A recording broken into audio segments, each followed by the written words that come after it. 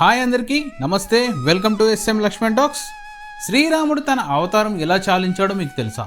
లక్ష్మణుడు తన అవతారం చాలించాక శ్రీరాముడు తన అవతారం చాలించే సమయం ఆసన్నమైందని భావించి భూమిపై రాక్షస సంహారం కోసం శ్రీ మహావిష్ణువు 7వ అవతారం శ్రీరాముడుగా అవతారం ఎత్తి వచ్చి ఎందరో రాక్షసులతో పాటు రావణాసురుణ్ణి సంహరించి ధర్మాన్ని కాపాడాడు.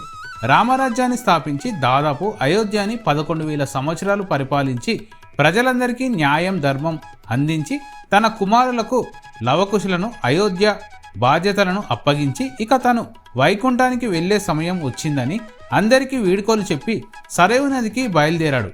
నదిలోకి దిగి బాధ మరియు సంతోషంతో అందరికీ కడసారిగా చూసి నీటిలో మునిగాడు. శ్రీరాముడిని అనుసరించి ఆయన సోదరులైన భరతుడు శత్రుఘ్నుడు సరయూ నదిలో మునిగారు. ఎందుకంటే భరతుడు ముందు జన్మలో విష్ణువు యొక్క శంఖమైన పంచన్య అవతారం, అలాగే శత్రుఘ్నుడు విష్ణువు యొక్క సుదర్శన చక్రం అవతారం.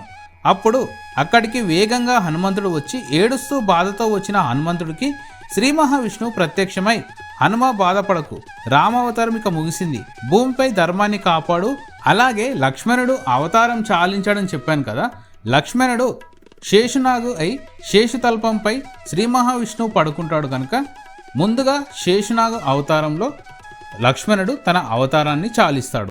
ఆ విధంగా ధర్మాన్ని కాపాడడానికి హనుమంతుడు చిరంజీవిగా శ్రీ మహావిష్ణువు అవతారంలో వచ్చిన రాముడు హనుమంతుణ్ణి ఈ విధంగా దీవించాడు. శ్రీరాముడు అవతారం ఎలా చాలించాడు అనే దాని గురించి లాంగ్ వీడియో చేశాను, ఇక్కడున్న లింక్ను క్లిక్ చేసి చూడండి.